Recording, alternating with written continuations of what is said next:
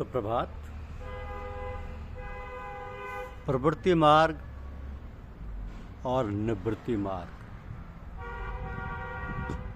प्रवृत्ति मार्ग और निवृत्ति मार्ग। ग्रस्त में रहते हुए फल और आसक्ति को त्याग कर भगवद अर्पण बुद्धि से केवल लोक शिक्षा के लिए राजा जनक की भांति बरतने का नाम प्रवृत्ति मार्ग है। और देहाभिमान को त्याग कर केवल सच्चिदानंद घन परमात्मा में एक ही भाव से स्थित हुए श्री सुखदेव जी और सनकादिकों की भांति संसार से उपराम होकर विचरने का नाम निवृत्ति मार्ग है। तो ये प्रवृत्ति मार्ग और निवृत्ति मार्ग दोनों जानने वाले हैं। दोनों की अलग अलग परिभाषाएं हैं। तो जो बुद्धि प्रवृत्ति मार्ग और निवृत्ति मार्ग को कर्तव्य और अकर्तव्य को भय और अभय को तथा बंधन तथा मोक्ष को यथार्थ जानती है, वो बुद्धि सात्विकी है। मनुष्य जिस बुद्धि के द्वारा धर्म और अधर्म को तथा कर्तव्य और अकर्तव्य को भी यथार्थ नहीं जानता, वो बुद्धि राजसी है। जो तमोगुण से घिरी हुई बुद्धि अधर्म को भी यह धर्म है ऐसा मान लेती है तथा इसी प्रकार अन्य संपूर्ण पदार्थों को भी विपरीत मान लेती है, वो बुद्धि तामसी है। जिस अव्यभिचारिणी धारणा शक्ति से मनुष्य ध्यान योग के द्वारा मन प्राण और इंद्रियों की क्रियाओं को धारणा करता है, वह धृति सात्विकी है।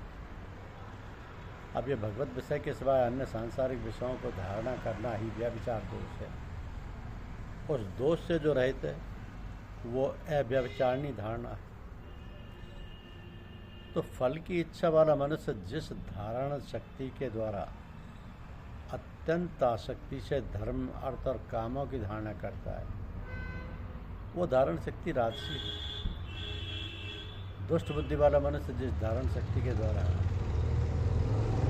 निद्रा भय चिंता और दुख को तथा उन्मत्तता को भी नहीं छोड़ता अर्थात धारण किए रहता है, वो धारण शक्ति तामसी है।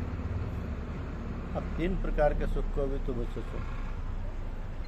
जिस सुख में साधक मनुष्य भजन ध्यान और सेवादि के अभ्यास से रमण करता है, जिससे दुखों के अंत को प्राप्त हो जाता है, जो ऐसा सुख है वो आरंभ काल में यद्यपि विष के तुल्य प्रतीत होता है परंतु परिणाम में अमृत के तुल्य है। इसलिए वह परमात्म विषयक बुद्धि के प्रसाद से उत्पन्न होने वाला सुख सात्विक कहा गया है।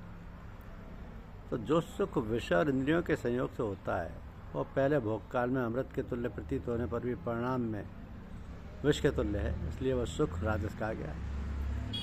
और जो सुख भोग काल में तथा परिणाम में भी आत्मा को मोहित करने वाला है, वो निद्रा आलस्य प्रमाद से उत्पन्न सुख तामस कहा गया है। तो पृथ्वी में या आकाश में अथवा देवताओं में तथा इनके सिवा और कहीं भी ऐसा कोई भी सत्व नहीं है जो प्रकृति से उत्पन्न इन तीनों गुणों से रहित हो। बल वीर्य बुद्धि धन उत्साह और परलोक का नाशक होने से विषय और इंद्रियों के संयोग से होने वाले सुख को परिणाम में विष के तुल्य कहा है। और जैसे खेल में आसक्ति वाले बालक को विद्या का अभ्यास मूढ़ता के कारण प्रथम विष के तुल्य भासता है, वैसे विषयों में आसक्ति वाले पुरुष को भगवत जन भजन ध्यान सेवा आदि साधनों का अभ्यास मर्म न जानने के कारण प्रथम विष के तुल्य प्रतीत होता है। तो ब्राह्मण क्षत्रिय वैश्यों के तथा शूद्रों के कर्म स्वभाव से उत्पन्न गुणों द्वारा विभक्त किए गए हैं। अंतःकरण का निग्रह करना, इंद्रियों का दमन करना, धर्म पालन के लिए कष्ट सहना, बाहर भीतर से शुद्ध रहना, दूसरों के अपराधों को क्षमा करना, मन इंद्रिय और शरीर को सरल रखना, वेद शास्त्र ईश्वर और परलोक आदि में श्रद्धा रखना, वेद शास्त्रों का अध्ययन अध्यापन करना, परमात्मा के तत्व का अनुभव करना, ये सबके सभी ब्राह्मण के स्वाभाविक कर्म हैं। शूरवीरता, तेज, धैर्य, चतुरता और युद्ध में भागना, दान देना, युद्ध में ना भागना, दान देना और स्वाभिमान, ये सब के सब क्षत्रिय के स्वाभाविक कर्म। खेती, गोपालन, क्रिय विक्रय रूप, सत्य व्यवहार, ये वैश्य के स्वाभाविक कर्म तथा सब वर्णों की सेवा करना शूद्र का भी स्वाभाविक कर्म। तो अपने अपने स्वाभाविक कर्मों में तत्परता से लगा हुआ मनुष्य भगवत प्राप्ति रूप परम सिद्धि को प्राप्त हो जाता है। अपने स्वाभाविक कर्म में लगा हुआ मनुष्य जिस प्रकार से कर्म करके परम सिद्धि को प्राप्त होता है, उस विधि को जान कि वस्तुओं के खरीदने में और बेचने में तौल, नाप और गिनती आदि से कम देना अथवा अधिक लेना एवं वस्तु को बदलकर एक वस्तु में दूसरी खराब वस्तु मिलाकर दे देना अथवा अच्छी लेना तथा नफ़ा आड़त और दलाली ठहराकर उससे अधिक दाम लेना या कम देना, झूठ, कपट, चोरी और जबरदस्ती से अथवा अन्य किसी प्रकार से दूसरे के हक को ग्रहण कर लेना इत्यादि दोषों से रहित जो सत्यता पूर्वक पवित्र वस्तुओं का व्यापार है, उसका नाम सत्य व्यवहार है। जिस परमेश्वर से संपूर्ण प्राणियों की उत्पत्ति हुई है और जिससे वो समस्त जगत व्याप्त है, उस परमेश्वर की अपने स्वाभाविक कर्मों द्वारा पूजा करके मनुष्य परम सिद्धि को प्राप्त हो जाता है। अच्छे प्रकार आचरण किए हुए दूसरे के धर्म से गुण रहित भी अपना धर्म श्रेष्ठ है, क्योंकि स्वभाव से नियत किए हुए धर्म रूप को, स्वधर्म रूप कर्म को करता हुआ मनुष्य पाप को नहीं प्राप्त होता। जैसे बर्फ जल से व्याप्त है, वैसे ही संपूर्ण संसार सच्चिदानंद घन परमात्मा से व्याप्त है। जैसे पवित्रता स्त्री, पतिव्रता स्त्री पति को ही सर्वस्व समझकर पति का ही चिंतन करती हुई पति के आज्ञा अनुसार पति के लिए ही मनी मन वाणी शरीर से कर्म करती है, वैसे ही परमेश्वर को ही सर्वस्व समझकर परमेश्वर का चिंतन करते हुए परमेश्वर की आज्ञा के अनुसार मन, वाणी और शरीर से परमेश्वर के लिए ही स्वाभाविक कर्तव्य कर्म का आचरण करना, कर्म द्वारा परमेश्वर को पूजना है।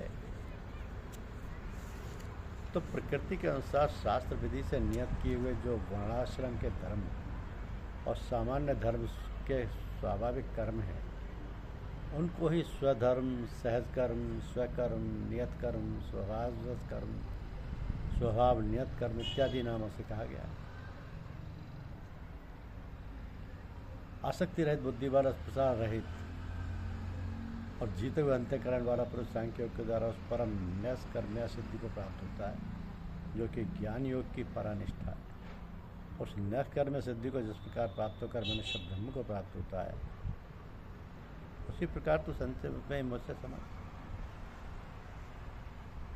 कि विशुद्ध बुद्धि से युक्त तथा हल्का सात्विक और नियमित भोजन करने वाला, शब्दादि विषयों का त्याग करके एकांत और शुद्ध देश का सेवन करने वाला, सात्विक धारण शक्ति के द्वारा अंतःकरण और इंद्रियों को संयम करके मन, वाणी और शरीर को वश में करने वाला, राग देश को सर्वथा नष्ट करके भली भांति दृढ़ वैराग्य का आश्रय लेने वाला तथा अहंकार, बल, घमंड, काम, क्रोध और परिग्रह का त्याग करके निरंतर ध्यान योग के परायण रहने वाला, ममता रहित और शांति युक्त पुरुष सच्चिदानंद घन ब्रह्म में अभिन्न भाव से स्थित होने का पात्र होता है।